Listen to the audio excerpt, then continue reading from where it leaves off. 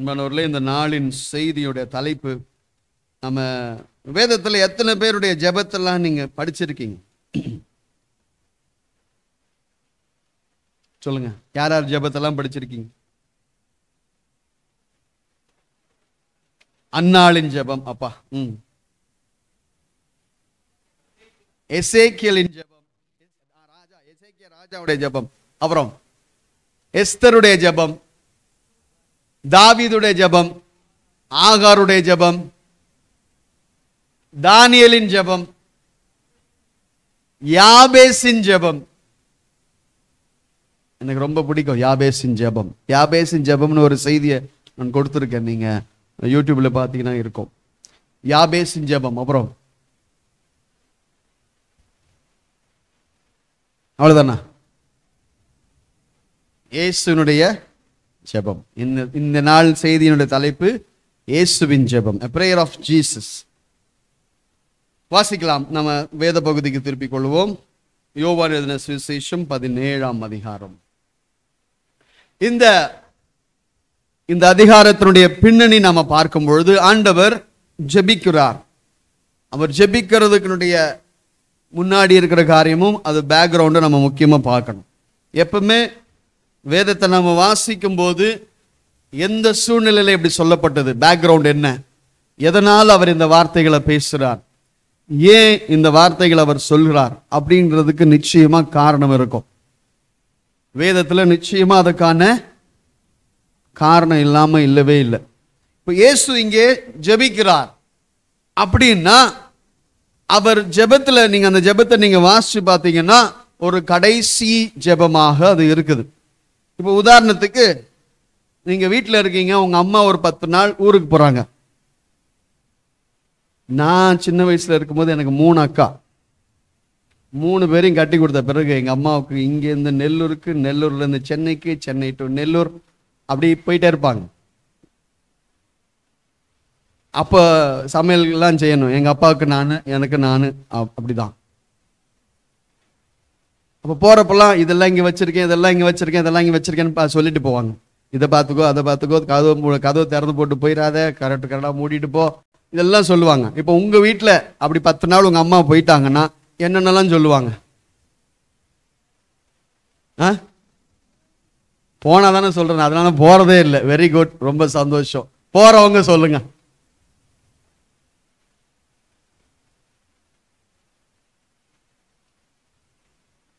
கேட்கல? சேம் அதேதான் இல்லையா? இப்ப இன்னொன்னு முக்கியமான விஷயம், நமக்கு அன்னைக்கெல்லாம் ஒண்ணுமே செய்ய தெரியாதுல்ல. இப்பெல்லாம் என்ன ஆயிடுச்சு, போன் வந்துருச்சு. அப்பெல்லாம் போன்லாம் கிடையாது.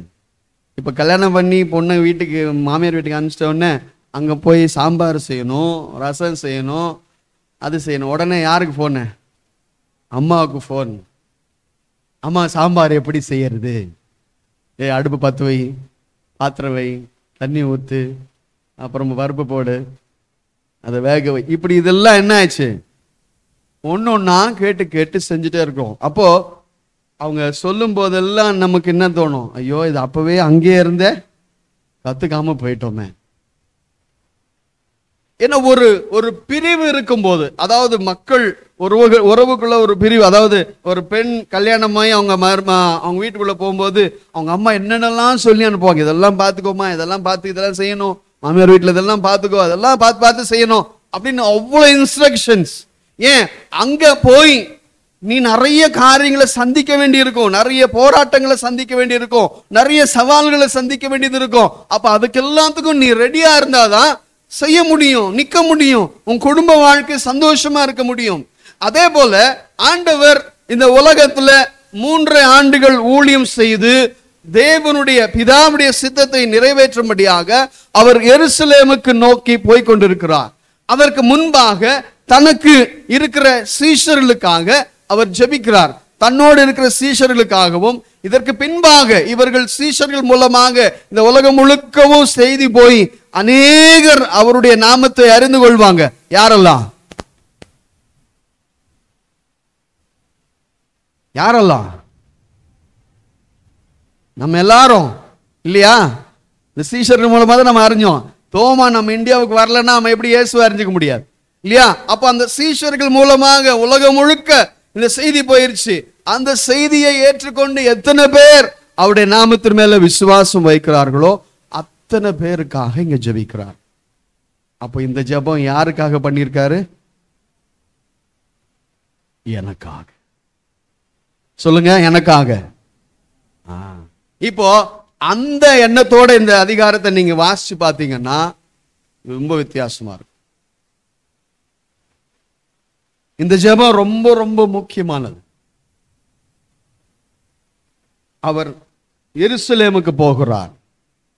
அப்ப அதனுடைய பின்னணி என்னன்னா, அவர் தன்னுடைய ஊழியத்தை முடிச்சு இந்த உலகத்துல கடைசியா அவர் கடந்து செல்கிற சில நாட்கள் இவை.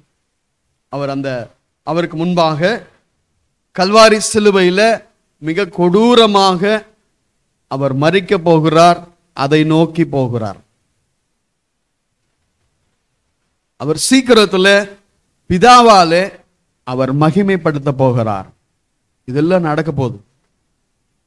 அப்போ அந்த மாதிரி நேரத்துல அவருடைய எண்ணங்கள், அவருடைய பாரம் எல்லாம் தன்னை குறித்தோ தான் செய்ய போகிற காரியத்தை குறித்தோ அந்த நேரத்தில் இல்லை. அவர் தன்னுடைய சீஷர்களை குறித்தும் அவர்கள் மூலமாக அவரை அறிய போகிற அநேக விசுவாசிகளை குறித்தும் தான் அவருக்கு நிறைய பாரம். இந்த ஜெபம் அதுதான் காட்டுது. அவர் மனம் முழுக்க, அவர் மனசு முழுக்க அந்த சீஷர்கள் அதுக்கப்புறமா சந்திக்க போகிற காரியங்கள் எப்படி இருந்தது, எப்படி என்னென்னலாம் சந்திச்சாங்க, என்னாச்சு? ஆண்டவர் அரெஸ்ட் பண்ண உடனே என்னாச்சு? எல்லாரும் ஒவ்வொரு திசையில ஓடி போயிட்டாங்க, சிதறி போயிட்டாங்க. யோவான் மட்டும் கடைசி வரைக்கும் சிலுவை வரைக்கும் வந்தான். எல்லாரும் சிதறடிக்கப்பட்டாங்க. சரி, சிதறடிக்கப்பட்டு அவர் சிலுவையில் அறையப்பட்டு அவர் அடக்கம் பண்ணப்பட்டு அவர் உயிர் தெழுந்த பிறகு, அவர் உயிர் தெழுந்து அவங்க எல்லாருக்கும் ஒரு கமிஷனை கொடுத்தார். 28ஆம் அதிகாரம், மத்திய 28ஆம் அதிகாரத்துல கடைசி 3 வசனங்கள், உலகத்தின் முடிவு பரிந்தும் நீங்கள் போய் பிதா குமாரன் பரிசுத்தாவின் நாமத்தினாலே ஞானஸ்நானம் கொடுத்தவர்களை, என்னுடைய வார்த்தைகளை போதித்தவர்களை சீஷராக்குங்கள்னு சொன்னார். இப்ப இந்த காரியத்தெல்லாம் சொல்லிட்டு அவர் பரலோகத்துக்கு போயிட்டார். அதுக்கப்புறமா அவங்களுக்கு இருந்த போராட்டங்கள் நாம அப்போஸ்தலர் காரியங்களை பார்க்கிறோம். அப்ப என்னென்ன காரியங்கள்லாம் நடந்தது? அவர்கள் சிறையில் அடைக்கப்பட்டாங்க. நிறைய சவால்கள், நிறைய பேர் அந்த கிறிஸ்தவ ஆதி சபையினுடைய சரித்திரத்தை பார்க்கும்போது நிறைய பேர் இரத்த சாட்சிகளாக மரித்தார். நியூரோ மன்னனுடைய காலத்துல அநேக கிறிஸ்தவர்கள் உயிரோடு மரத்துல கட்டி வச்சு அவர்களை உயிரோடு எரித்து போட்டார். அப்போ எத்தனையோ இன்னல்களை, எதிர்ப்புகளை, சவால்களை, போராட்டங்களை, கஷ்டங்களை, மரணங்களை, நஷ்டங்களை நேரிட, அதை சந்திக்க வேண்டிய ஒரு காலகட்டத்துக்குள்ளாக தேவனை ஏற்றுக்கொள்ளுகிற ஜனம், அவருடைய சீஷர்களுக்கு அந்த காரியங்கள்லாம் சம்பவிக்க போகுது. இது எல்லாத்தையும் அவர் மனசுல வச்சுக்கிட்டு அவங்களுக்காக ஜெபிக்கிறார். இதுதான் அந்த ஜெபத்தினுடைய பின்னணி. அப்போ இதன் மத்தியில இந்த காரியங்கள்லாம் அவங்க கடந்து போகணும்னா ஆண்டவர் ஒரு காரியம் அவங்க மத்தியில இருக்கணும்னு நினைச்சார். அவங்க எல்லாரும் ஒன்னா இருக்கணும்.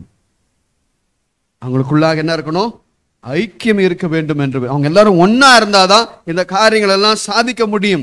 தேவ ராஜ்யம் பரவதற்கு இந்த சீஷர்கள் மூலமா தான், இந்த 12 பேர் மூலமா தான் இந்த காரியங்கள் எல்லாம் உலகம் முழுக்க இந்த செய்தி கொண்டு போகணும். அப்ப இந்த சீஷர்களுக்காக அவர் ஜெபிக்கும் போது அவர் முக்கியமாக ஜெபித்தது, அவங்க எல்லாரும் ஒன்னா இருந்து தேவ சித்தத்தை, தேவ நோக்கத்தை நிறைவேற்ற வேண்டும் என்று விரும்பினார்.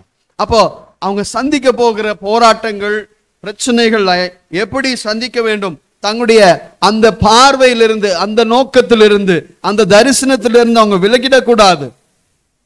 அவர் தான் இயேசு மரிச்சிட்டாரு, அவர் உயிர் தெழுந்தாரு, அவர் பரலோகத்துக்கு கூட போயிட்டாரு, அவர் ஏதோ சொல்லிட்டு போயிட்டாரு, அதுக்கப்புறம் நான் அப்படிதான் வாழணும்னு அவசியம் இல்லை அப்படின்னு சொல்லி அந்த பாதையிலிருந்து விலகி போகிறது கூட நிறைய வாய்ப்புகள் இருக்கு. ஆனா அந்த காரியம் நடக்கக்கூடாது என்பதற்காக தேவன் அவர்களுக்காக ஜெபிக்கிறார். ஏன்னா அவங்க தான் இந்த உலகம் முழுவதுக்கும் இந்த சுவிசேஷத்தை எடுத்து செல்லணும்.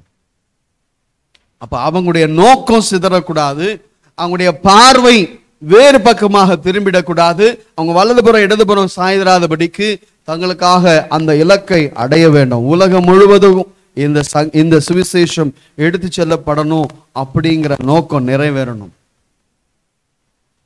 அதற்காக அவர் ஜெபித்தார். இதுதான் அவர் மனசுல இருந்த பெரிய பாரம்.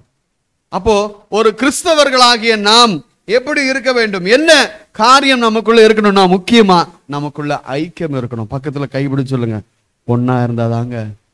பக்கத்துல கைப்பிடிச்சு கையை குலுக்கி நல்லா சொல்லுங்க, ஒன்னா இருந்தாதான் ஜெயிக்க முடியும். ஆனா இன்னைக்கு என்ன பிரச்சனை சபைகள்ல? நம்ம சபையில அப்படி இல்லை, இப்ப வரைக்கும் இல்லை. ஆனா நீங்க வெளியே போனீங்கன்னா நிறைய சபையில பிரச்சனை இருக்கு. நம்ம சபையில இல்லைன்னு சந்தோஷப்படுறதா இல்ல வருத்தப்படுறதா? இது வரைக்கும் இல்லை. எப்பவுமே கூட்டம் ஜாஸ்தி ஆயிடுச்சுன்னா என்ன ஆகும்? விரிசல்கள் வரும். அதனால என்னுடைய ஜெபம்லாம் எப்பொழுதுமே, ஆண்டவரே 10 பேர் இருந்தாலும் 10 தலைவர்கள் அங்க உருவாகணும். அவங்க தலைவர்கள் ஆயிட்டாங்கன்னா நம்ம பிடிக்க வேண்டியதில்லை, நம்ம சொல்ல வேண்டியதில்லை, அவங்களே எல்லாம் காரியம் செஞ்சிருவாங்க. அப்போ சபைக்குள்ள இன்னைக்கு பிரச்சனை என்னன்னா, ஒருத்தர் கடிச்சுக்கிறது. அப்படின்னு என்ன அர்த்தம்? அந்த பிரதர் வீட்டுக்கு நான் போக மாட்டேன், இந்த சிஸ்டரை பார்த்தா பேச மாட்டேன், அந்த சிஸ்டரோட நான் ஜெபிக்க மாட்டேன், அந்த சிஸ்டர் ஊழியம் செஞ்சா நான் அவங்களோட கூட போக மாட்டேன். இது இங்க பிரச்சனை இல்லை, நிறைய சபைகள்ல இந்த பிரச்சனை இருக்குது. அப்படி பிரிவினை இருக்கும்போது அந்த சபை ஒரு நாளும் முன்னேறாது, வளராது. அப்ப தேவன் தன்னுடைய சீஷர்கள் எல்லாம் ஒன்றாய் இருக்க வேண்டும் என்று விரும்பினார். ஏன்னா அந்த அந்த ஐக்கியம்தான் அவங்களுக்கு ஒரு பெரிய பலம். அது இருந்தாதான் 2 முக்கியமான காரியங்களை சாதிக்க முடியும். கிறிஸ்தவ வாழ்க்கையில 2 முக்கியமான நோக்கங்கள், அதாவது இங்கிலீஷ்ல கோல்ஸ் சொல்லுவாங்க. 2 important goals கிறிஸ்டியன் லைஃப்ல. என்னதுன்னா, தேவனை மகிமைப்படுத்தணும், மற்றவங்களுக்கு ஊழியம் செய்யணும். சொல்லுங்க, தேவனை மகிமைப்படுத்தணும். 2வது மற்றவர்களுக்கு ஊழியம் செய்யணும். மற்றவர்களுக்கு ஊழியம் செய்யணும்னு என்ன அர்த்தம்? நான் ஒரு நாள் ஒரு புஸ்தகத்துல வாசிச்சேன், அது உங்களுக்கு ஏற்கனவே சொல்லியிருக்கேன்னு தெரியல, ஆனால் திரும்ப சொல்ல, ரொம்ப நாள் ஆச்சு. கேத்ரின் ஒரு சகோதரி, வாலிபத்தில் ஆண்டவரை ஏற்றுக்கொண்டவர். வாலிபத்தில் ஆண்டவருக்காக எதையாவது செய்ய வேண்டும் என்கிற பாரமும் வாஞ்சையும் இருந்தது. அப்ப எங்கேயாவது போய் இயேசுவை பத்தி சொல்லணும். அப்போ ஒரு நாள் ஒரு கிராமத்துக்கு போனாங்க. இந்த கிராமத்தெல்லாம் சுத்தி பார்த்தாங்க. தூரத்துல ஒரு வீடு மட்டும் தனியா இருந்துச்சு. அப்ப அந்த வீட்டுல இருக்கவங்களை பத்தி விசாரிச்சாங்க. இன்னமா அந்த வீடு தனியா தூரமா இருக்குது, யார் இருக்கா? அப்ப அங்க இருக்கலாம் சொல்லுங்க, வேண்டாம் அங்க அந்த வீட்டுக்கு போகாதீங்க. ஏன், என்ன ஆச்சு? அங்கே ஒரு வயசான மேல ஒரு வியாதியுள்ள ஒரு ஸ்திரீ இருக்கிறாள். அவளுக்கு கொடூரமான வியாதி இருக்குது. நாங்க யாருமே அந்த பக்கம் போறதில்லை. ஏன்னா அந்த வீட்டை சுத்தி பயங்கரமான நாற்றம். ஏன்னா அவங்களோட வியாதியினுடைய கொடூரம் பயங்கரமா, சரீரம் முழுக்க அவங்களுக்கு வியாதி இருக்குது. அதனால நாங்க யாருமே அந்த பக்கம் போறதில்லை, நீங்களும் போகாதீங்க அப்படின்னு சொன்னாங்க. அப்ப இந்த சகோதரிக்கு ஆண்டவர் சொன்னார், நீ அந்த சகோதரிக்கு தான் ஊழியம் செய்யணும். அப்போ அவங்க மறுநாள் அந்த இடத்துக்கு போனாங்க. அந்த இடத்துக்கு, அந்த வீட்டுக்கிட்ட போகும்போதே பயங்கரமான துர்நாற்றம். அதெல்லாம் சகிச்சுட்டு வீட்டுக்குள்ள போனா, கட்டில்ல ஒரு அம்மா படுத்துக்கிட்டு இருக்காங்க. சரீரம் எல்லாம் அழுகி போயிருக்கு. புண்களால ரத்தம் சீழும் கலந்து அந்த சரீரம் முழுகவும் அழுகி போயிருக்கு. அவங்க கத்திக்கிட்டு இருக்காங்க, பேச முடியல. கண்ணெல்லாம் சொருகி போயிருக்கு, கண்ணமெல்லாம் உள்ள போயிருச்சு. சாப்பாடு அவங்களுக்கு இல்லை. அந்த சரீரம் முழுக்க அழுகி போயிருக்கு. இவங்க போனாங்க, ஒரு பவுல்ல தண்ணி எடுத்துக்கிட்டு கொஞ்சம் பஞ்சு எடுத்து இந்த சரீரத்தில் இருக்கிற அந்த புண்களை எல்லாம் கழுவுனாங்க. 2 பவுல் 3 பவுல் 4 பவுல் தண்ணி ஆயிடுச்சு. அந்த அளவுக்கு அந்த பவுல்ல ஃபுல்லா அந்த ரத்தமும் சீழும் இருந்து எல்லாத்தையும் கொண்டு போய் கொட்டினாங்க. கொட்டிட்டு அதுக்கு மருந்து போட்டு அவங்களுக்கு முதல் நாள் சாப்பாடு கொடுத்தாங்க. இப்படி ஒவ்வொரு நாளும் செஞ்சுட்டே வந்தாங்க. டெய்லி காலையில் 9 மணி ஆனால் அந்த வீட்டுக்கு போயிட்டு அந்த சகோதரிக்கு டெய்லி அந்த காயங்களை தொடச்சி கழுவி அதுக்கு மருந்து போட்டு ஒவ்வொரு நாளும் அந்த சகோதரிக்கு அந்த ஊழியத்தை செய்து கொண்டே இருந்தாங்க. அவங்களுக்கு ரொம்ப ஆறுதலாக இருந்துச்சு. யாருமே நம்மளை கவனிக்கல, இந்த பொண்ணு யாருன்னு தெரியல, நமக்காக வந்து இவ்வளோ உதவி செய்கிறாங்க அப்படின்னு சொல்லி ஒவ்வொரு நாளும் செஞ்சுட்டு இருக்கு. இது ஒரு பல மாதங்கள் கடந்து போச்சு. திடீர்னு ஒரு நாள் அவங்களால 9 மணிக்கு போக முடியல. 9:15 போனாங்க. லேட்டாக உள்ள போனாங்க. உள்ள போனதும் அந்த அம்மா கொஞ்சம் தெம்பு வந்துருச்சுல, இப்போ சாப்பாடுலாம் கொடுத்து இப்போ நல்லா பேச ஆரம்பிச்சிட்டாங்க. உள்ள போனதும், என்ன உனக்கு பொறுப்பு இல்லையா? நான் எவ்வளோ கஷ்டப்படுறேன், இவ்வளோ வேதனை இருக்குது, இவ்வளோ லேட்டா வரிய, உனக்கு எதாவது அக்கறை இருக்கா என் மேல அப்படின்னு கண்ணா வினான்னு அந்த கேத்ரினை அந்த அம்மா படுத்த படுக்கையா இருக்க அந்த அம்மா திட்டுது. அப்படியே அந்த கேத்ரின் அழுதுகிட்டே நிக்கிறா. சரி போயிடலாமா? ஆண்டவர் சொல்றாரு, இல்ல போகாத, அவங்களுக்கு மறுபடியும் தொடச்சு விடு அப்படின்னு சொல்லிட்டு மறுபடியும் பவுல் எடுத்தாங்க.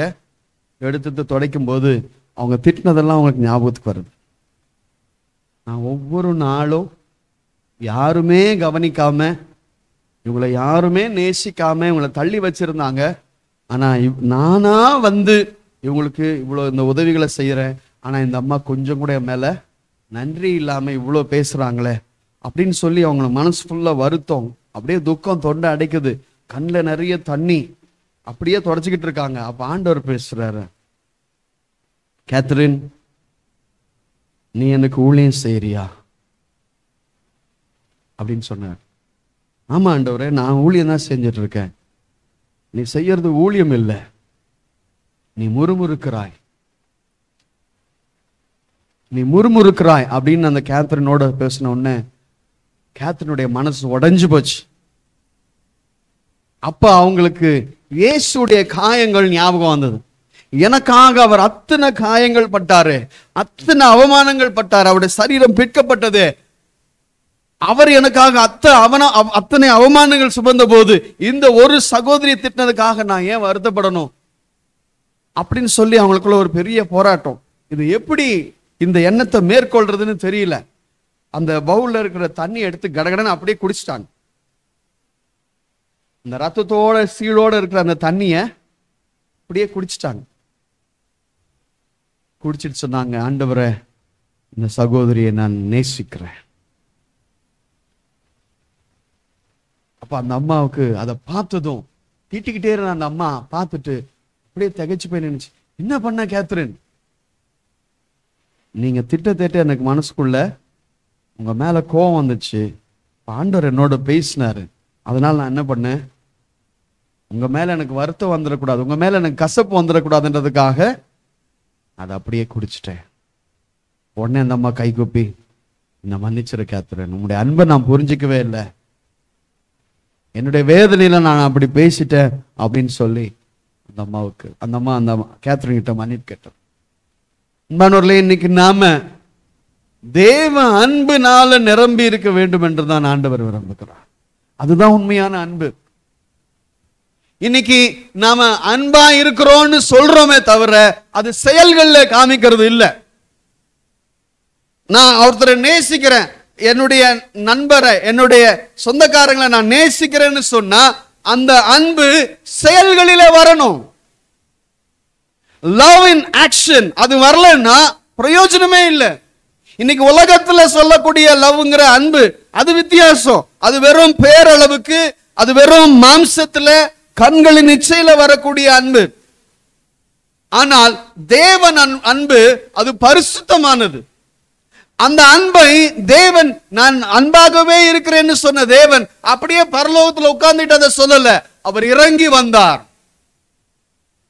அவர் இறங்கி வந்து ஒரு தாழ்மையான ரூபம் எடுத்து ஒரு வேலைக்காரனாய், ஒரு ஊழியக்காரனாய் இந்த உலகத்துல வந்து அவர் ஊழியம் செய்தார். அவர் சொன்னார், நான் ஊழியம் கொள்ளும்படியாக வரல, ஊழியம் செய்யும்படியாக வந்தேன். இந்த காரியங்கள் எல்லாம் என்னுடைய சீஷர்களுக்குள்ள காண்பப்படணும். நாளைக்கு அவங்க சந்திக்க போற சவால்கள், அவங்க சந்திக்க போகிற எதிர்ப்புகள், அவங்க சந்திக்க போற போராட்டங்கள்ல இந்த தரிசனத்தை அவங்க இழந்துடக்கூடாது. அப்படிங்கிற காரியத்துல தேவன் பாரத்தை கொண்டு அவர்களுக்காக ஜெபிக்கிறார். வாசிக்கலாம். 1 கொரிந்தியர் 1ஆம் அதிகாரம் 10ஆம் வசனம். 1 கொரிந்தியர் 1ஆம் அதிகாரம் 10ஆம் வசனம். சகோதரரே, நீங்கள் எல்லாரும் ஒரே காரியத்தை பேசவும் பிரிவினைகள் இல்லாமல் ஏக மனதும் ஏக யோசனையும் உள்ளவர்களாய் சீர்பொருந்தி இருக்கவும் வேண்டுமென்று நம்முடைய கர்த்தராகிய இயேசு கிறிஸ்துவின் நாமத்தினாலே உங்களுக்கு புத்தி சொல்லுகிறேன். என்ன புத்தி சொல்றாரு? நீங்கள் எல்லாரும் ஒரே காரியத்தை பேசணும், பிரிவினைகள் இல்லாமல் ஏக மனது ஏக யோசனையோடு சீர்பொருந்தி இருக்க வேண்டும் என்று விரும்புகிறார். அதுதாங்க பலன். ஒன்னா இருக்கிறது தான் பலன். சேர்ந்து இருப்பதுதான், ஐக்கியத்தில் இருப்பதுதான் பலன். அப்போ அந்த பலனை நீங்கள் பெற்றுக்கொள்ளணும். அப்போ கூடி நாம் எதற்கு ஜெபிக்கிறோம்? கூடி நாம் ஜெபிக்கும் போது ஒரு ஊழியக்காரர் இப்படி சொன்னார், நான் 10 பேரோட சேர்ந்து ஜெபிச்சேன்னா அந்த 10 பேரோட பலன் எனக்கு கிடைக்கும். அப்போ ஒரு குழு ஜெபம், அதுக்கு தான் நம்ம பிரேயர் செல்ஸ் ஆரம்பிச்சு ஜெபிக்க ஆரம்பிச்சோம். ஜெபம் ஒரு கிறிஸ்தவனுடைய வாழ்க்கையில ஐக்கியத்தை கொண்டு வரும், அன்பை கொண்டு வரும். தேவனை நாம் நோக்கி பார்க்க பார்க்க நம்முடைய வாழ்க்கையில நாம் தேவனை போல மாறுவோம். இந்த ஐக்கியம் வேணும். எல்லாரும் ஒரே காரியத்தை சிந்திச்சு ஒரே காரியத்தை ஒரே யோசனை உள்ளவர்களாக இருக்க வேண்டும் என்று பவுல் விரும்புகிறார். இது பவுலுடைய காரியம். பேதுரு என்ன சொல்றான்னு பார்ப்போம். 1 பேதுரு 3ஆம் அதிகாரம் 8ஆம் வசனம். 1 பேதுரு 3ஆம் அதிகாரம் 8ஆம் வசனம். மேலும் நீங்கள் எல்லாரும் ஒருமனப்பட்டவர்களும் இரக்கமுள்ளவர்களும் சகோதர சிநேகமுள்ளவர்களும் மன உருக்கமுள்ளவர்களும் இணக்கமுள்ளவர்களாய் இருந்து தீமைக்கு தீமையையும் உதாசனத்துக்கு உதாசனத்தையும் சரிகட்டாமல் அதற்கு பதிலாக நீங்கள் ஆசீர்வாதத்தை சுதந்திரித்துக் கொள்ளும்படி அழைக்கப்பட்டவர்கள் என்று அறிந்து ஆசீர்வதியுங்கள். அப்படின்னு என்ன சொல்றாரு? உன்னை ஒருத்தன் திட்டுறான்னா ஆசீர்வதி, உன்னை ஒருத்தன் சபிக்கிறான்னா உன்னை ஆசீர்வதி. தீமைக்கு அவன் உனக்கு தீமை செஞ்சான்னா அந்த தீமைக்கு பதிலா நீ பதில் தீமை செய்யாதே. உதாசீனப்பட்டு அதுக்கேத்த மாதிரி சரி கட்டணும்னு அதை போய் சரி கட்டு நிக்காத. உன்னை அவன் திட்டுறான்னா அவன் வீட்டுல போய் உட்காரு. அவன் கொடுக்கலன்னா கூட நீ கேட்டு டீ வாங்கி சாப்பிடு. அவன் வீட்டுக்கு போகாம இருக்காத. உன்னை உதாசீனப்படுத்தலாம், உன்னை அவமானப்படுத்தலாம், உன்னை அங்கீகரிக்காம இருக்கலாம், நீ வந்ததை ஏற்றுக்கொள்ளாம இருக்கலாம். பரவாயில்லை. அதனால நான் ஒன்னும் கெட்டு போயிட மாட்டேன். தீமைக்கு தீமை செய்யாமலும் உதாசீனத்துக்கு சரி கட்டாமலும், அவர் அப்படி பண்ணானே அவன் நாளைக்கு இந்த பக்கம் வரட்டும், என்ன பண்றேன் பாருன்னு நிக்காத. ஐக்கியம். அதுதான் கிறிஸ்துவின் அன்பு. அந்த அன்போடுதான் தன்னுடைய சீஷர்களும் தன்னை சீஷர்களோட வார்த்தை கேட்டு பின்பற்ற போகிற அநேகம் ஆயிரமான அவருடைய விசுவாசிகள் இருக்க வேண்டும் என்றுதான் இயேசு ஜெபிக்கிறார். இன்னும் வாசிக்கலாம். கொலோசியர் 3ஆம் அதிகாரம் 14ஆம் வசனம். கொலோசியர் 3ஆம் அதிகாரம் 14ஆம் வசனம். இவை எல்லாவற்றின் மேலும் பூரண சற்குணத்தின் கட்டாகிய அன்பை தரித்துக் கொள்ளுங்க. பக்கத்துல இருக்கு சொல்லுங்க. அன்பு நிரப்பப்படுறது இல்லைங்க, அன்பை தரித்து கொள்ளணும். ரெண்டுக்கு என்ன வித்தியாசம்? தரித்து கொள்ளுதல் என்ன அர்த்தம்? எதை தரித்து கொள்வோம்?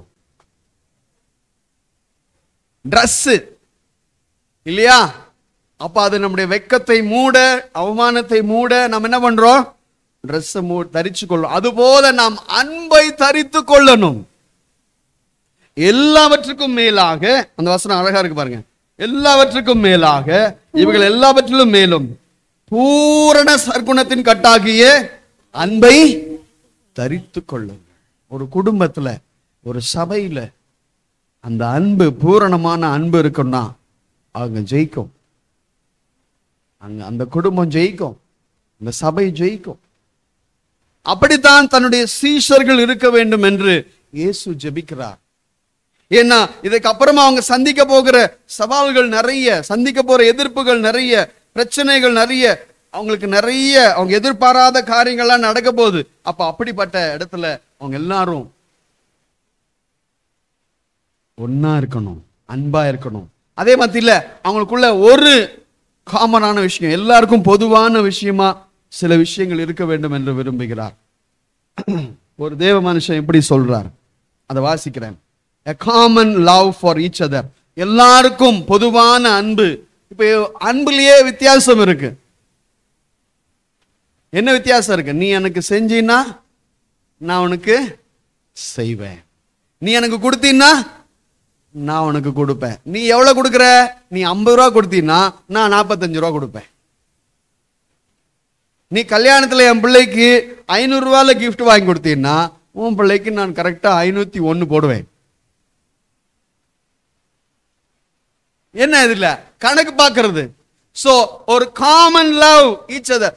விசுவாசிகளுக்குள்ள, சபைகளுக்குள்ள, குடும்பங்களுக்குள்ள என்ன காரியம் இருக்கணும்னா ஒரு பொதுவான அன்பு, எல்லாத்திலையும் தன்னை பொதுவாக வைத்து பார்க்கக்கூடிய அன்பு. அங்க சுயநலமே இருக்க கூடாது. ரெண்டாவது, common gift for to the Xavier. ஆண்டவருக்கு கொடுக்கும் போது எல்லாத்திலையும் அது சரிசமமா இருக்க வேண்டும். நம்ம அனனியா சப்பரியா கதை எத்தனை பேருக்கு தெரியும்?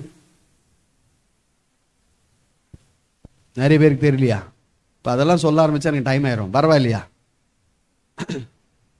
அப்போஸ்தலர் 5ஆம் அதிகாரத்துல 4ஆம் அதிகாரத்தினுடைய கடைசியில சீஷர்கள் எல்லாரும், அங்க வார்த்தை கேட்ட எல்லாரும் என்ன பண்ணுவாங்க? தன்னுடைய உடைமைகள் எல்லாத்தையும் விற்று கொண்டு போய் சீஷருடைய பாதத்துல கொண்டு வந்து வைப்பாங்க. ஏன்னா பணத்தையும் எல்லாத்தையும், ஏன்னா சீஷர்களுக்கு தேவை, அநேக இடங்களுக்கு போகணும், ஊழியத்துக்காக போகணும்னு சொல்லி எல்லாரும் தாராளமாய் கொடுக்கும் போது அதுல ஒரு குடும்பம் அனனியா சப்பீரா எல்லாருமே கொடுக்குறாங்க. வீட்டுல 2 பேரும் பேசிக்கிட்டாங்களோ தெரியல, என்னங்க எல்லாருமே கொடுக்குறாங்க, நம்மளும் கொடுக்கலாம். சரிம்மா கொடுக்கலாம், நம்ம கிட்ட இருக்க அந்த நிலத்தை வித்துருவோம். சரி வித்துருவோம். எவ்வளவு விற்போம்? எவ்வளவு வித்துமோ நம்ம இவ்வளவு கொடுத்துட்டு மீதி நம்ம வச்சுக்கலாம். இது 2 பேருமே பேசிக்கிட்டாங்க. பேசிக்கிட்டு என்ன பண்றாங்க? பேதுரு கிட்ட போயிட்டு முதல்ல அனனியா போறாரு, போய் ஒரு அமௌண்ட்டை வைக்கிறார். பேதுருக்கு ஆண்டவர் சொல்லிட்டார். பேதுரு கேட்கிற, அனனியாவே நீ நிலத்தை இவளுக்கு தான் வித்தியா? என்ன சொல்லியிருக்கணும்? இல்லைங்க, நான் எத்தனைக்கு வித்தேன்? 50,000க்கு வித்தேன், எனக்கு கொஞ்சம் தேவைப்பட்டுச்சு, நான் கொஞ்சம் எடுத்துக்கிட்டேன், மீதி நான் கொண்டாந்து கொடுத்துருக்கேன்னு சொல்லிட்டா பிரச்சனை இல்லை. அவன் என்ன சொல்றான்? இவளுக்கு தான் வித்தேன் பேதுருவே அப்படின்னு சொல்லி அமௌண்ட்டை கொடுத்தார். அப்ப நீ தேவனிடத்துல, என்னிடத்துல இல்ல தேவனிடத்துல போய் சொன்னாய் அப்படின்னு சொன்ன உடனே அடுத்த நிமிஷம் அனனியா அங்க விழுந்து செத்தான். 3 மணி நேரம் ஆச்சு. வீட்டுல சப்பீரால் காத்திருக்கிறா. என்ன போன அனனியாவுக்கு என்ன ஆச்சு? வரவே காணுமே அப்படின்னு சொல்லிட்டு மறுபடியும் அவ கிளம்பி வரா, பேதுரு கிட்ட வரா. வந்துட்டு இதுக்குள்ள அனனியாவை செத்து போனவன தூக்கிட்டு போயிட்டாங்க. சப்பீரா அப்ப வரா, நடந்தது எதுவுமே தெரியாம உள்ள வரா. பேதுரு கேட்கிறாரு, என்னம்மா நிலத்தை வித்தீங்களா? ஆமா. இவளுக்கு தான் வித்தீங்களா? ஆமா. 2 பேருமே பேசிக்கிட்டு ஒரே பொய்ய சொன்னாங்க. அப்ப பேதுரு கேட்கிறான், நானா உங்ககிட்ட நிலத்தை வித்து சொல்லி தர சொல்லி கேட்டேன், நீங்க தானே செஞ்சீங்க. அப்ப செய்யும் போது எனக்கு இவ்வளவு தேவை இருந்தது, நான் அதை எடுத்துக்கிட்டு இப்ப கொடுத்துருக்கிறேன்னு சொன்னா தப்பு இல்லையே. ஆனா இவ்வளவுக்கு தான் வித்தோன்னு 2 பேருமே சேர்ந்து தேவனிடத்துல போய் சொல்றீங்களே, இது பாவம் அல்லவா அப்படின்னு சொன்னோடனே சப்பீரல் அங்கே விழுந்து செத்தாள். அப்போ தேவனுக்கு கொடுக்கிற காரியத்துல கூட நாம் எல்லாவற்றிலும் ஒன்றா இருக்க வேண்டும்.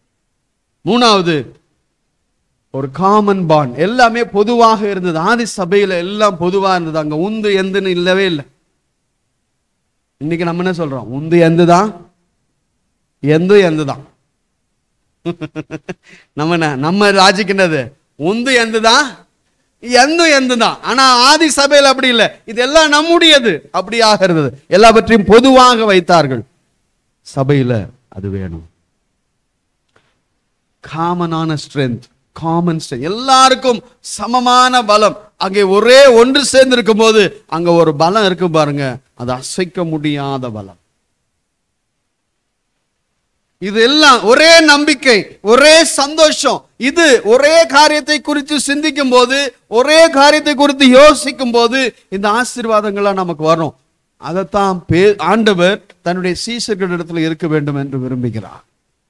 கிறிஸ்தவர்களாக, ஆண்டவரை அறிந்தவர்களாக நமக்கு இருக்க வேண்டியது இதுதான். இன்னைக்கு நாம் எல்லாத்தையும் பொதுவாக வைத்து பார்க்கிறோமா? எனக்கு பிரச்சனை இல்லை, அதனால நான் பரவாயில்ல இருந்துடுறேன், அவங்களுக்கு தான் பிரச்சனை அப்படி நம்ம என்னைக்குமே நினைக்க கூடாது. நமக்குள்ள யாருக்காவது உடம்பு சரியில்லை, சுகமா இல்லை அப்படின்னு சொன்னா என்ன செய்யணும்? அப்படியா பிரதர், ரொம்ப கேட்டு வருத்தப்பட்டேன் பிரதர், உங்களுக்காக நான் ஜோம் பண்றேன் பிரதர்னு வீட்டில் உட்காந்து ஜோம் பண்ணா போதுமா? இப்போ ஒன்றும் இல்லை, நானே ஹாஸ்பிட்டலில், இப்போ நானுன்னா எல்லாம் வந்துடுவீங்க. இப்போ சகோதரர்கள் யாரோ ஒருத்தருக்கு உடம்பு சரியில்லை, அவங்க ஹாஸ்பிட்டலில் இருக்கிறாங்க, நான் சபையில் அனௌன்ஸ் பண்ணுறேன், இந்த மாதிரி சோன்சோ சகோதரன் உடம்பு சரியாமல் ஹாஸ்பிட்டலில் இருக்கிறாரு. அப்போ எல்லாருமே இங்கேருந்து என்ன பண்ணுவோம்? ஆண்டவரே அந்த சகோதரன் குணமாக்கும், படுக்கையை மாற்றி போடும், எல்லாம் இங்கே ஜோம் பண்ணிட்டு மறந்து போயாச்சு. தேவன் அந்த ஜெபத்தை கேட்பார்னு நினைப்பீங்களா?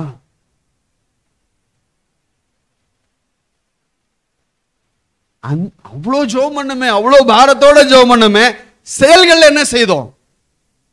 ஐயோ அந்த சகோதரன் அப்ப ஹாஸ்பிட்டல்ல படுத்திருக்கிறாரு, அவங்க வீட்டில் எல்லாம் சாப்பிட்டாங்களா? ஹாஸ்பிட்டலில் அவங்களுக்கு சாப்பாடு இருந்துச்சா? நான் சாப்பாடு செஞ்சு அவங்களுக்கு கொண்டு போய் கொடுக்குறேன். அதுதாங்க அன்பு. அவங்களுடைய கஷ்டத்துல நான் பங்கெடுப்பேன், அவங்களுடைய போராட்டத்துல நான் அவங்களோட நிற்பேன். அதுதான் வேணும். இன்னைக்கு நான் ஜெபிக்கிறேன்னு தூரமா உட்காந்துட்டு, வீட்டுல உட்காந்துட்டு நான் ஜெபம் பண்றேன்னு சொன்னா மட்டும் பத்தாது. நீங்க ஜெபிக்கிறீங்க தான், சந்தோஷம், ஆனால் அது பத்தாது. அன்பா இருக்கிறீங்கன்னா அந்த அன்பு செயல்களிலே வெளிப்படணும். அதைத்தான் சீஷர்கள் மத்தியில் இருக்கணும் என்று இயேசு ஜெபிக்கிறார். அவரை பின்பற்றுகிற மக்கள் மத்தியில் இருக்கணும் என்று ஜெபிக்கிறார். எல்லாருக்கும் ஒரே மனது, ஒரே அன்பு, ஆவியில ஒருமனப்பட்ட காரியம். இந்த காரியங்கள் எல்லாம் சீஷர்கள் மத்தியில, அவரை பின்பற்ற போகிற மக்கள் மத்தியில இருக்க வேண்டும் என்றுதான் இயேசு விரும்பி அதற்காக ஜெபிக்கிறார். இந்த ஜெபத்தை நீங்க படிச்சு பார்த்தீங்கன்னா, வீட்டுக்கு போயிட்டு நீங்க நல்லா உட்கார்ந்துட்டு தியானம் பண்ணி அதை வாசிங்க. ஒவ்வொரு வார்த்தையும் அதுல ரொம்ப முக்கியம். ரொம்ப அருமையா ஜெபிச்சிருப்பார் ஆண்டவர். 8 காரியங்களுக்காக அந்த ஜெபத்துல அவர் ஜெபிச்சிருக்கிறார். கடகட நாம் அதை பார்த்துருவோம். முதல் காரியம், அவருடைய பாரங்கள், 8 பாரங்கள். முதலாவது 2வது வசனம் 3வது வசனம். இதாவே வேலை வந்தது, நீர் உம்முடைய குமாரனுக்கு தந்துள்ள யாவருக்கும் அவர் நித்திய ஜீவனை கொடுக்கும் பொருட்டு மாம்சமான யாவர் மேலும் நீர் அவருக்கு அதிகாரம் கொடுத்தபடியே உம்முடைய குமாரன் உம்மை மகிமைப்படுத்தும்படிக்கு நீர் உம்முடைய குமாரனை மகிமைப்படுத்தும். ஒன்றான மெய் தேவனாகிய உம்மையும் நீர் அனுப்பினவரையாகிய இயேசு கிறிஸ்துவையும் அறிவதே நித்திய ஜீவன். ஆண்டவர் என்ன சொல்றாரு? ஒன்றான மெய் தேவனாகிய உம்மையும் நீர் அனுப்பினவராகிய இயேசு கிறிஸ்துவையும் அறிவதே. இயேசு கிறிஸ்துவை அறிந்து கொள்ளும்படியாக நான் என்னை குறித்தும் என்னுடைய வார்த்தைகளை குறித்தும் உம்முடைய வார்த்தைகளை குறித்தும் நான் அவங்களுக்கு சாட்சி சொல்லியிருக்கேன். அவங்க என்னை ஏற்றுக்கொண்டிருக்கிறாங்க. என்னை ஏற்றுக்கொண்டதுனால அவங்களுக்கு நித்திய ஜீவன் உண்டு. அப்ப முதல் காரியம் ஆண்டவர் தன்னுடைய ஜெபத்துல எதிர்பார்க்கிறதுன்னா, அவரை அறிந்து கொள்ளணும், அவருடைய வார்த்தைகளை அதிகமாக அறிந்து கொள்ளணும்னு விரும்புறார். அவரை பின்பற்றுகிற, அவரை ஏற்றுக்கொண்டிருக்கிற ஒவ்வொரு ஜனங்களுக்காக அவர் ஜெபிக்கும் போது, நான் ஏற்கனவே சொன்னேன், இந்த ஜெபம் யாருக்காக பண்றாரு? எனக்கா. என்னையும் அன்னைக்கு மனசுல வச்சு ஜெபிக்கிறார். ஏன்னா இந்த சீஷர்கள் மூலமாக இந்த செய்தி பரவி உலகம் முழுக்க பரவும் போது அந்த செய்தியை கேட்டு அவர்தான் என்னுடைய ரட்சகர்னு ஏற்றுக்கொள்கிற விசுவாசிக்கிற அத்தனை பேருக்காக இயேசு அங்க ஜெபிக்கும் போது நானும் நீங்களும் அந்த கூட்டத்தில் சேர்ந்திருக்கிறோம். இப்ப அந்த கூட்டத்துக்காக நமக்காக இயேசு ஜெபிக்கிறார். என்ன ஜெபிக்கிறார்? அவர்கள் என்னை அறிய வேண்டும். என்னை அறிவதே அவர்களுக்கு நித்திய ஜீவன். என்னையும் நான் அவர்களுக்கு வார்த்தைகளை கொடுத்திருக்கிறேன். நீர் எனக்கு கொடுத்த வார்த்தைகளை நான் அவர்களுக்கு கொடுத்திருக்கிறேன். அப்போ அந்த வார்த்தைகளை அவங்க நன்றாக அறிய வேண்டும். என்னையும் என் வார்த்தைகளையும் நன்றாக அறிய வேண்டும். அதுதான் தேவன் விரும்பி ஜெபிக்கிறார். அப்போ அவரை பின்பற்றுகிற நாம் எல்லாருமே என்ன செய்ய வேண்டும் என்று ஆண்டவர் விரும்புகிறார்னா, அவரை அதிகமாக அறிய வேண்டும். அவருடைய வார்த்தைகளின் ஆழங்களை நாம் அறிந்து கொள்ள வேண்டும் என்று இயேசு விரும்பி ஜெபிக்கிறார். இரண்டாவது காரியம், God may protect them from all evil influences, to recognize and reject ungodly beliefs and false spiritual teaching. ஆறாவது வசனம், நீர் உலகத்தில் தேர்ந்தெடுத்து எனக்கு தந்த மனுஷருக்கு, நீர் உலகத்தில் தேர்ந்தெடுத்து எனக்கு தந்த மனுஷருக்கு, பக்கத்துல கைப்பிடி சொல்லுங்க, நீங்க தான் அந்த மனுஷர். நல்ல சத்தமா சொல்லுங்க, நீங்க தான் அந்த மனுஷர். இப்ப படிங்க, மனுஷருக்கு உம்முடைய நாமத்தை வெளிப்படுத்தி, உம்முடைய நாமத்தை வெளிப்படுத்தினேன். அவர்கள் உம்முடையவர்களாய் இருந்தார்கள், அவர்கள் உம்முடையவர்களாய் இருந்தார்கள். அவர்களை எனக்கு தந்தீர், அவர்களை எனக்கு தந்தீர். அவர்கள் உம்முடைய வசனத்தை கை கொண்டிருக்கிறார்கள், அவர்கள் உம்முடைய வசனத்தை கை கொண்டிருக்கிறார்கள். அதே அதிகாரம் 11ஆம் வசனம், நான் இனி உலகத்தில் இருந்தேன். இப்ப வசனத்தை கொடுத்துட்டாரு. வசனத்தை கொடுத்ததுனால இப்ப நான் உலகத்துல இல்ல, இவர்கள் உலகத்தில் இருக்கிறார்கள், ஆனா இவங்க உலகத்துல இருக்கிறாங்க. நான் உம்மிடத்திற்கு வருகிறேன், நான் உம்மிடத்துல வரப்போகிறேன். பரிசுத்த பிதாவே, பரிசுத்த பிதாவே, நீர் எனக்கு தந்தவர்கள் நம்மை போல ஒன்றாயிருக்கும்படி, நீர் எனக்கு தந்த இவர்கள் நம்மை போல இருக்கும்படியாக நீர் அவர்களை உம்முடைய நாமத்தினாலே காத்துக்கொள்ளும். ஏன்னா நீங்க தான் என்ன அனுப்பிச்சிங்கிறத நான் சொன்னதை அவங்க ஏத்துக்கிட்டாங்க, என்னை ஏத்துக்கிட்டாங்க, என் வார்த்தைகளை ஏத்துக்கிட்டாங்க. இப்போ நான் என்ன பண்றேன்? உம்மிடத்துல திரும்பி வரேன். ஆண்டவரே பிதாவே, நான் இப்ப உம்மிடத்துல வருகிறேன். இவங்களை விட்டுட்டு வரேன், இந்த உலகத்துல அவங்கள விட்டுட்டு நான் வரேன், உம்மிடத்துல வரேன். ஆனா அவங்க எனக்கு நீங்க தரத்துக்கு முன்னாடி அவங்க எல்லாரும் யாருக்கு சொந்தமானவங்க? உமக்கு சொந்தமானவங்க. உமக்கு சொந்தமானவர்களை நீர் எனக்கு கொடுத்தீங்க. நான் அவர்களுக்கு வார்த்தையை கொடுத்தேன், விசுவாசத்தை கொடுத்தேன், நம்பிக்கையை கொடுத்துட்டு இப்ப நான் உம்மிடத்துல வர போறேன். அவங்களை காத்துக்கொள்ளுங்க ஆண்டவரே. எவ்வளவு ஆழமான ஒரு ஜெபம். நீங்களும் நானும் இன்னைக்கு வெளியே போயிட்டு பத்திரமா திரும்பி வரோம்னா யாரால? நான் நல்ல பைக் ஓட்டுவேன் தெரியுமா, நான் நல்ல கார் ஓட்டுவேன், எனக்கு நல்ல திறமை இருக்கு, அதெல்லாம் கொடுத்தது யாரு? இயேசுடைய பாதுகாப்பு. அதுக்காக அன்னைக்கே ஜெபிச்சிட்டார். சிலுவைக்கு போவதற்கு முன்பாக, சிலுவையில தன்னுடைய ஜீவனை கொடுப்பதற்கு முன்பாக உன்னையும் என்னையும் நினைத்த அந்த தேவன் நம்முடைய பாதுகாப்புக்காக அன்னைக்கே அவர் ஜெபிச்சிட்டார். மூணாவது,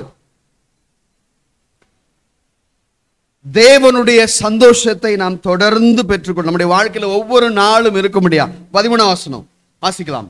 இப்பொழுது நான் உம்மிடத்திற்கு வருகிறேன், அவர்கள் என் சந்தோஷத்தை நிறைவாய் அடையும்படி, அவர்கள் என்னுடைய சந்தோஷத்தை அறகுறையா இல்ல, பாதியா இல்ல, நிறைவாய் அடையும்படிக்கு உலகத்தில் இருக்கையில் இவைகளை சொல்லுகிறேன். அவங்க எதுக்காக இருக்க? அவங்க இந்த உலகத்துல இருக்க போறாங்க. அந்த உலகத்துல இருக்கும் போது அவங்க சந்தோஷமா இருக்கணும் ஆண்டவரே. அந்த நிறைவான சந்தோஷம்னா என்ன அர்த்தம்? கஷ்டத்திலையும் உபத்திரவத்திலையும் சவால்கள் மத்தியில போராட்டங்கள் மத்தியிலையும் அவங்க சோர்ந்து போகாம எப்பொழுதும் சந்தோஷமா இருக்கணும். பக்கத்துல கைப்பிடிச்சு நீங்க எப்பவுமே சந்தோஷமா இருக்கணும்னு அப்பவே ஜெபிச்சுட்டு போயிட்டார். ஆனா இன்னைக்கு நம்ம என்ன பண்றோம்? கையில காசே இல்லை பிரதர். இன்னைக்கு 28ஆம் தேதி, மாச கடைசி எப்படா சேலரி கிரெடிட் ஆகும்னு பார்த்துக்கிட்டே இருக்கிறோம். அதான் நமக்கு மீட்டிங்ல ஐயா சொல்லி கொடுத்தார். ஞாபகம் இருக்கா? எத்தனை பேருக்கு ஞாபகம் இருக்கு? Praise God. அதை செய்யுங்க முதல்ல. அப்போ இந்த மாச கடைசி பிரச்சனையே இருக்காது. அப்போ ஆண்டவர் நீங்கள் நிறைவான சந்தோஷத்துல இருக்கும்படி தான் விரும்பி அன்னைக்கே ஜெபிச்சிட்டார். 4வது 17ஆம் வசனம். உம்முடைய சத்தியத்தினாலே அவர்களை பரிசுத்தமாக்கும். உம்முடைய வசனமே சத்தியம். உம்முடைய வசனமே சத்தியம். உம்முடைய சத்தியத்தினாலே அவர்களை பரிசுத்தமாக்கும். அப்படின்னா என்னன்னு போன வாரம் தான் சொன்னேன். பரிசுத்தமாக்குறதுனா என்ன? sanctification அப்படின்னா என்ன?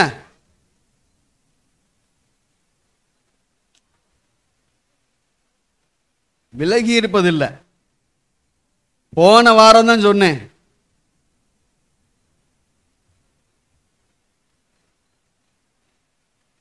பிரித்தெடுத்தல், தேவனுக்கென்று பிரித்தெடுத்தல் என்ன?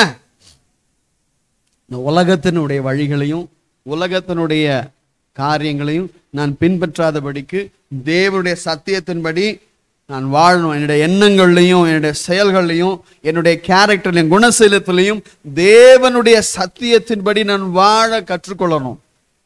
அதான் பிரித்தெடுக்க. அது ஒவ்வொரு நாளும் நடக்கும். ஒரே நாளில் நடக்கிற விஷயம் இல்லை.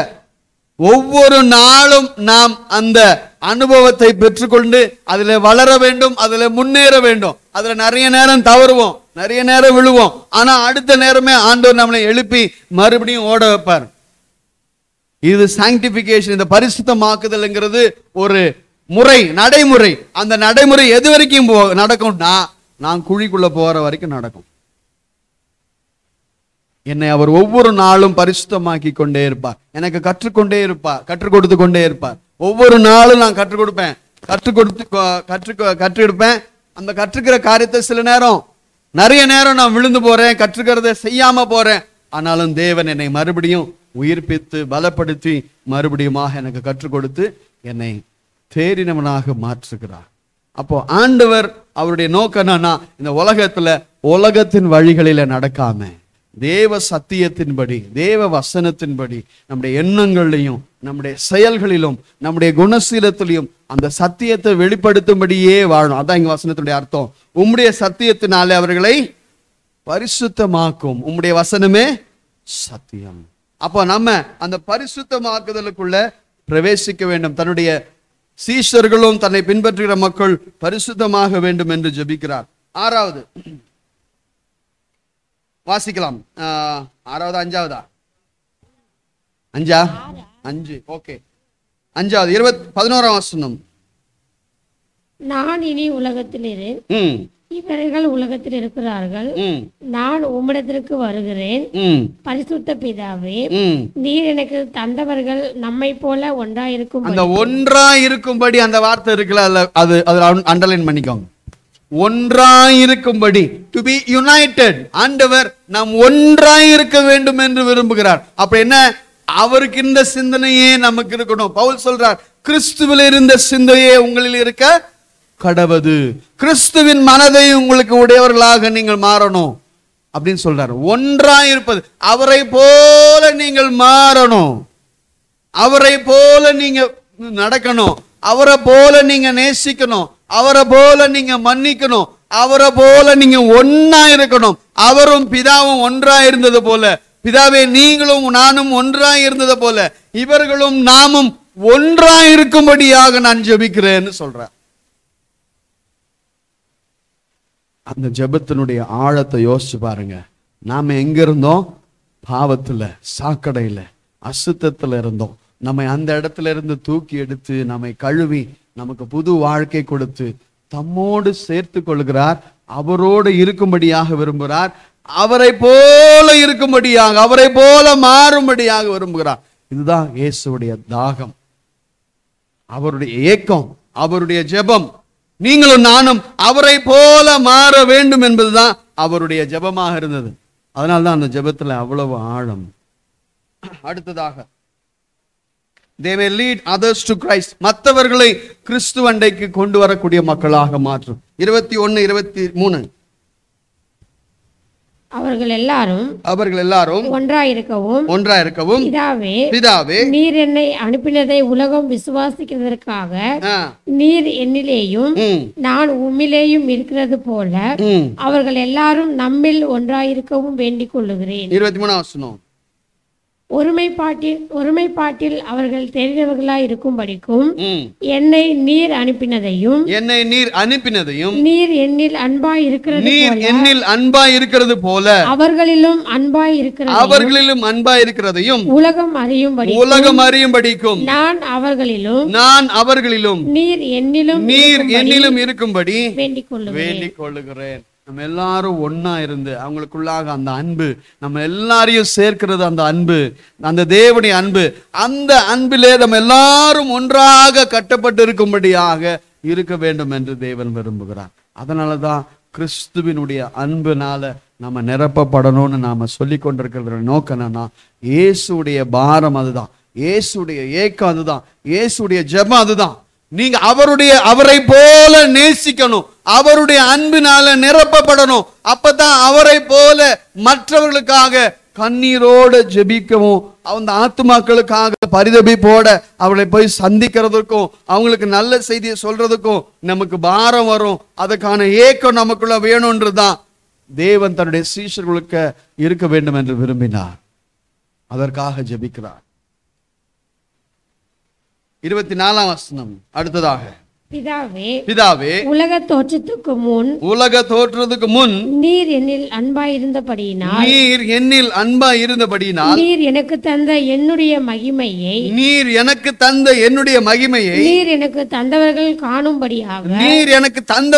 காணும்படியாக நான் எங்கே இருக்கிறேனோ அங்கே அவர்களும் என்னுடனே கூட இருக்க விரும்புகிறேன். அந்த விசுவாசம் வேணும். அந்த விசுவாசத்தோடு அவர்களும் அங்கே இருக்க வேண்டும். அவரோடு நான் இருக்கணுங்கிற அந்த விசுவாசத்தோட தொடர்ந்து அவர்கள் ஓடணும். பிதாவே, நீங்களும் நானும் ஒன்றாகவே இருந்தோம். நான் உம்மை நம்பி இருந்தேன், உம்முடைய வார்த்தைகளை நம்பி இருந்தேன். அதே போல இவர்களும் என்னுடைய வார்த்தை, நீர் எனக்கு தந்த வார்த்தைகளை நான் அவர்களுக்கு கொடுத்திருக்கிறேன். அவர்கள் அந்த வார்த்தையை பிடித்து கொண்டு விசுவாசத்தோட தொடர்ந்து ஓடணும். அடுத்த வசனம் வாசிங்க. நீதியுள்ள பிதாவே, உலகம் உம்மை அறியவில்லை, நான் உம்மை அறிந்திருக்கிறேன். நீர் என்னை அனுப்பினதை இவர்களும் அறிந்திருக்கிறார்கள், விசுவாசிக்கிறார்கள். இப்போ என்னை அனுப்பினது யார் என்பதை இந்த ஜனங்கள் விசுவாசிக்கிறாங்க. என்னை அனுப்பினது நானா வரல, என் பிதா என்னை அனுப்பியிருக்கிறார் என்பதை நான் சொன்னேன். அவர்கள் அதை ஏற்றுக்கொண்டிருக்கிறாங்க. அந்த விசுவாசத்துல அவங்க தொடர்ச்சியா இருந்தாதான் வெற்றியை பார்க்க முடியும். அதற்காக அவர் ஜெபிக்கிறார். கடைசியாக 26 வசனம். நீர் என்னிடத்தில் வைத்த அன்பு அவர்களிடத்தில் இருக்கும்படிக்கும் நானும் அவர்களில் இருக்கும்படிக்கும் உம்முடைய நாமத்தை அவர்களுக்கு தெரியப்படுத்தினேன், இன்னமும் தெரியப்படுத்துவேன். எதற்கு? அப்ப அங்க ஒரு காரியம் நடக்குது. அவங்களுக்குள்ளாக ஆண்டவர் என்ன நினைக்கிறார்? அவருடைய பிரசன்னம் அவங்களோட தொடர்ந்து இருக்க வேண்டும் என்று விரும்புகிறார். அவருடைய அன்பு அவர்களுக்குள்ள தொடர்ந்து இருக்க வேண்டும் என்று விரும்புகிறார். இதுதான் அவருடைய ஜெபம். ஏன்னா அவங்க சந்திக்க போகிற சவால்கள் நிறைய, சந்தித்த போராட்டங்கள் நிறைய. நம்ம இன்னைக்கு தெரியும், அன்னைக்கு அவர் ஜெபிச்சிட்டாரு, என்னென்ன நடந்துச்சு என்ற சரித்திரத்தை நம்ம பார்க்கும்போது, அந்த ஜெபத்தினுடைய பின்னணியை பார்த்துட்டு நம்ம பார்க்கும்போது என்னென்ன காரியம்லாம் நடந்துச்சோ அதுக்கெல்லாம் ஆண்டவர் முன்னாடியே முன்னேற்பாடாக ஜெபித்து வைத்திருக்கிறார். அது எல்லாத்தையும் அவங்க கடந்து வரும்போது அவங்க அதுல உறுதியா இருந்தாங்க. அன்பானவர்களே, இன்றைக்கு நாம நாளைக்கு என்ன சந்திக்க போறோம்னு எங்களுக்கு தெரியாது, நமக்கு தெரியாது. யாருக்காவது தெரியுமா? நாளைக்கு 10 மணிக்கு ஏதாவது செய்ய போறேன்னு தெரியுமா? நம்ம 1000 பிளான் பண்ணலாம், ஆனா அது செய்வோன்றது நிச்சயம் இல்லை. ஆனால் இயேசு அவர் சிலுவைக்கு போறதுக்கு முன்பாகவே நம்முடைய பாதுகாப்புக்காக ஜெபிச்சிருக்கிறார், நம்முடைய விசுவாசத்துக்காக ஜெபிச்சிருக்கிறார், நாம் அவர்களை சந்தோஷமா இருக்க வேண்டும் என்று ஜெபிச்சிருக்கிறார், நாம் அவருக்குள்ள நிலைத்திருக்க வேண்டும் என்று ஜெபிச்சிருக்கிறார். நாம சத்தியத்தின்படி நடக்க வேண்டும் என்று ஜெபித்திருக்கிறார். மற்ற உலகத்தினுடைய காரியங்களை பார்த்து நாம் வழி விலகி போகாதபடி, நம்முடைய தரிசனத்தை இழக்காதபடி, நம்முடைய பார்வை விலகாதபடி, நம்முடைய நோக்கம் மாறிடாதபடி, நம்முடைய சித்தம் எதுவோ, ஆண்டவர் நமக்கென்று வச்சிருக்கிற திட்டம் எதுவோ அதிலிருந்து நாம் விலகி போகாதபடிக்கு அன்றைக்கே இயேசு நமக்காக சிலுவைக்கு போவதற்கு முன்பாக நமக்காகவும் அவருடைய சீஷர்களுக்காகவும் ஜெபித்திருக்கிறார். அதனால்தான் அந்த ஜெபத்துல அவ்வளவு ஆழம் இருக்கு. அன்பானவர்களே, நாம சந்திக்க போகிற காரியம், நீ நினைச்சிட்டு இருக்கலாம், நான் எவ்வளவு பிரச்சனைகளை சந்திக்கிறேன்னு உங்களுக்கு என்ன தெரியும் பிரதர்? நான் எவ்வளவு பிரச்சனைத்தை சந்திக்கிறேன் தெரியுமா? எவ்வளவு கஷ்டங்களை நான் சந்திக்கிறேன். இல்ல அன்பான சகோதரனே, சகோதரியே, நீங்கள் அறிவதற்கு முன்பாகவே, நீங்களும் நானும் அறிவதற்கு முன்பாகவே சகலத்தையும் அறிந்த தேவன் அந்த போராட்டத்தில் நீங்கள் வழி விலகி போகக்கூடாது என்பதற்காக, அந்த போராட்டத்தில் உங்க விசுவாசம் சோர்ந்து போகக்கூடாது என்பதற்காக, அந்த பிரச்சனையில நீங்கள் வழி விலகி போயிடக்கூடாது என்பதற்காக அன்றைக்கே சிலுவைக்கு போவதற்கு முன்பாகவே உங்களுக்காக எனக்காக பாரத்தோடு ஜெபித்த ஒரு தேவன் நமக்கு இருக்கிறார். அது ஒரு நாளும் மறந்துடாது.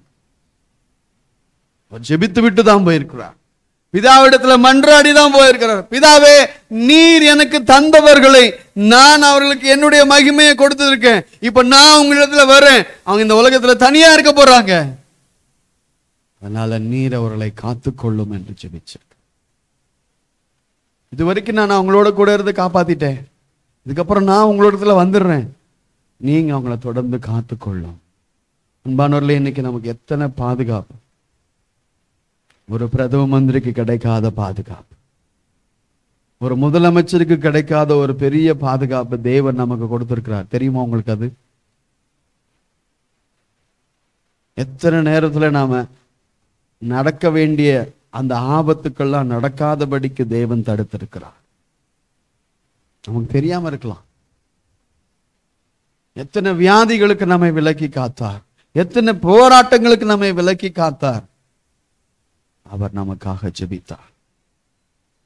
இந்த ஜெபத்துல பாரம். இன்னைக்கு நாம அவர் ஜெபிச்சிட்டார்னு படிச்சிட்டோம். இன்னைக்கு நாம செய்ய வேண்டியது என்ன? அதே பாரத்தோட, அதே அன்போட, அதே ஐக்கியத்தோட, அதே தரிசனத்தோட, அதே மன உருக்கத்தோட இன்றைக்கு நாம் மற்றவர்களுக்காக ஜெபிக்க வேண்டியதுதான் நமக்கு வைத்திருக்கிற பொறுப்பு.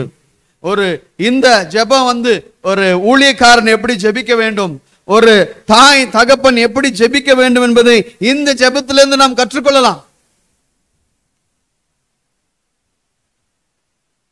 நீங்க நம்ம பிள்ளைகளுக்காக எப்படி ஜெபிக்கிறோம்? ஆண்டவரே, நான் அறிஞ்சுக்கிட்டேன் ஆண்டவரே, அது மாதிரி என் பிள்ளை அறிந்து கொள்ளணும். எனக்கு அந்த ரட்சிப்பின் அனுபவத்தை கொடுத்தீங்க, அதே போல என் பிள்ளைகள் அந்த ரட்சிப்பின் அனுபவத்தை பெறணும். நான் பாவத்தை மேற்கொள்றதுக்கு எனக்கு இந்த நாள் வரைக்கும் உதவி செய்யறீங்க, அதே காரியத்தை என் பிள்ளைகள் செய்யணும் ஆண்டவரே. எனக்கு அன்னைக்கு இருந்த சோதனை மாதிரி இன்னைக்கு இல்ல. இன்னைக்கு என் பிள்ளைகளுக்கு பெரிய போராட்டம், பெரிய பிரச்சனை இருக்குது. அவங்களுக்கு சவால்கள் நிறைய. அன்னைக்கு மொபைல் போன் நான் படிக்கும் போது இல்ல, அன்னைக்கு கூகுள் கிடையாது, அன்னைக்கு யூடியூப் கிடையாது. இன்னைக்கு எல்லாமே அவங்களுக்கு இருக்குது. அவங்க சீக்கிரமா உங்களுடைய சத்தியத்துல இருந்து விலகி போறதுக்கு நிறைய பிரச்சனைகள், சவால்கள் இருக்கு. அப்போ ஒரு தாயாக, ஒரு தகப்பனாக நீங்க எவ்வளவு ஜெபிக்கணும்?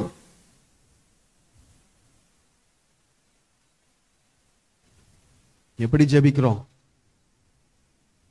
நம்ம ஜெபம் எல்லாம் எந்த நேரமும் பிரச்சனை வச்சு, பிரச்சனைகளுக்காக நான் ஜெபிக்க கூடாதுன்னு சொல்லல. ஆனா மற்ற காரியங்களுக்கு எப்ப ஜெபிக்க போறீங்க? ஆத்துமாக்களுக்காக எப்ப ஜெபிக்க போறீங்க? உங்க சொந்த பந்தங்களுக்காக எப்ப ஜெபிக்க போறீங்க? ஆண்டவர் சிலுவைக்கு முன்னாடி போறாரு. அவர் என்ன ஜெபிச்சிருக்கிறார்?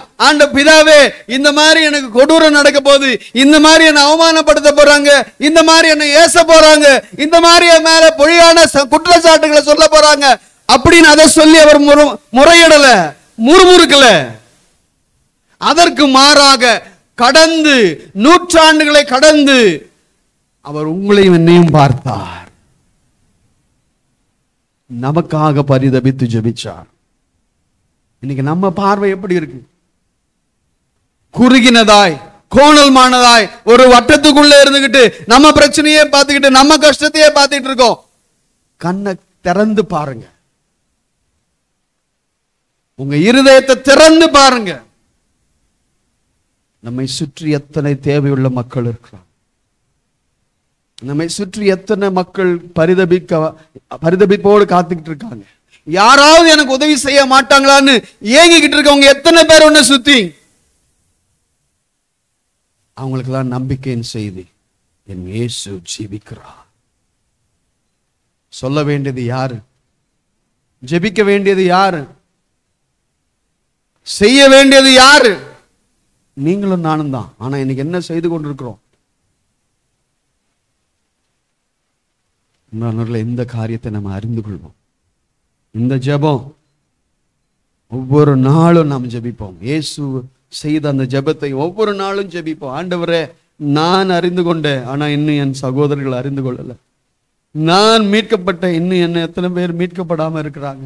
நான் இந்த விடுதலை ருசிச்சிருக்கிறேன், ஆனா இந்த விடுதலை ருசிக்காத எத்தனையோ பேர் இருக்காங்க. நான் இன்னைக்கு சந்தோஷமா இருக்கிறேன், என் பிள்ளைகளோட நான் இன்னைக்கு சந்தோஷமா இருக்கிறேன், அதுக்கு நீர் தான் காரணம். ஆனா எத்தனையோ குடும்பத்துல இந்த சந்தோஷம் இல்லாம இருக்கிறாங்களே, எத்தனையோ பிள்ளைகளுக்கு நிறைவான ஆகாரம் இல்லாம இருக்குது. நான் என்ன செய்யணும்? அன்பானவர்களே, நாம செய்ய வேண்டிய பொறுப்பு, செய்ய வேண்டிய காரியம் நிறைய இருக்குது. ஆனா நாம இன்னைக்கு சுயநலமா வாழ்ந்து கொண்டிருக்கிறோம். அதை உடைச்சுக்கிட்டு வெளியே வரும். தினந்தோறும் இந்த ஜெபத்தை ஜெபிப்போம். ஆண்டவர் உங்களுக்காக ஜெபிச்சிருக்கிறார், நமக்காக ஜெபிச்சிருக்கிறார், நம்ம ஒவ்வொருத்தருக்காக அன்னைக்கு அவர் ஜெபித்திருக்கிறார். அந்த ஜெபத்தை நாமும் ஏறெடுப்போம். நம்முடைய பிள்ளைகளுக்காக, நம்முடைய குடும்பங்களுக்காக, நம்முடைய சொந்த பந்தங்களுக்காக, நம்ம சபையில் இருக்கிற ஒவ்வொருத்தருக்காக. அன்னைக்கு அவர் சொன்னார், இத்தனை இடம் காலியா இருக்க, இங்க அவர் உட்கார்ந்து இருக்கணுமே, இங்க ஏதோ ஒரு குப்பனும் சுப்பனும் உட்கார்ந்து இருந்தா அவனுடைய வாழ்க்கையில இன்னைக்கு ஆசீர்வாதங்கள் வந்திருக்கணுமே. வராம போனதுக்கு காரணம் யாரு? ஜெபிக்காம, பாரம் எடுக்காம, அதுக்கான பிரயாசம் செய்யாம, நேசிக்கிறேன் ஜெபிக்கிறேன்னு சொல்லி அதோட நின்னுட்டோம். செயல்கள்ல வரணும். சும்மா சொல்றது இல்லை, நான் அப்படியே தான் இருக்கிறேன் ஆண்டவரே, நான் ஒன்னும் செய்ய முடியாம இருக்கேன் ஆண்டவரேன்னு கிடையாது. நான் செய்ய போறேன், எனக்கு உதவி செய்யும்னு சொல்லி பாருங்க. ஆண்டவர் நிச்சயமா அந்த செய்யறதுக்கான முதல் அடி எடுத்து வைங்க. தேவன் உதவி செய்வார். உதவி செய்ய ஆண்டவரே, உதவி செய்ய ஆண்டவர்னு உட்கார்ந்துட்டே இருந்தா நடக்காது. எழுந்து நடக்கும் போதுதான் அவருடைய உதவியை நீங்க பார்க்க முடியும். செயல்களில நம்முடைய அன்பை வெளிப்படுத்துவோம். நம்முடைய ஜெபத்தினுடைய வல்லமை அப்ப தெரியும். ஏன்னா நாம ஜெபிச்சது ஒரு மனுஷன் இடத்துல இல்ல, நமக்காக வேண்டுதல் செய்த பிரதான ஆசாரியர்.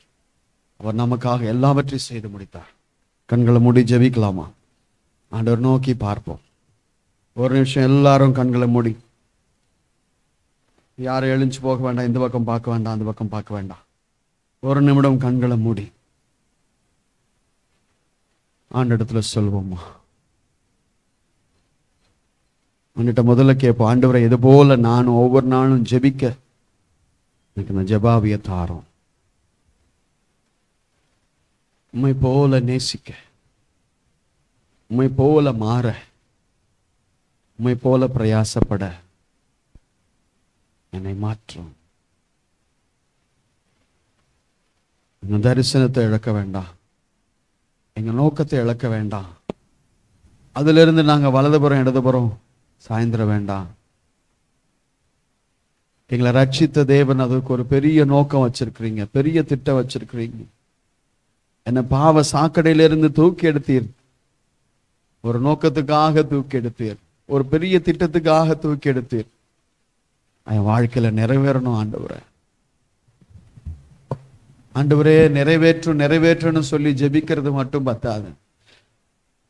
ஆண்டவரே நான் செயல்படுறேன் அப்படின்னு நான் செயல்ல இறங்கலன்னா இந்த ஜெபத்துக்கு பிரயோஜனம் இல்லை. நான் நேசிக்கிறேன்னு சொல்றதுனால ஒரு பிரயோஜனம் இல்லை. அந்த நேசம், அந்த அன்பு கிரியையில வெளிப்படணும், கொடுக்கணும், தியாகம் பண்ணணும், பிரயாசப்படணும். அந்த கேத்தரினை போல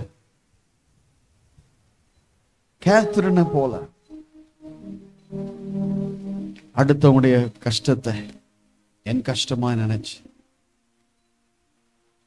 ஜெபிக்கவும் செயலாற்றவும் நான் மாறணும். அதுதான் ஆண்டவர் எதிர்பார்க்கிறார். அதுதான் அவருடைய ஜெபத்தினுடைய சாராம்சம். ஆண்டவர்கிட்ட சொல்வோமா, ஆண்டவரே எங்களுக்கு அப்படிப்பட்ட கிருபைகளை தாரும்.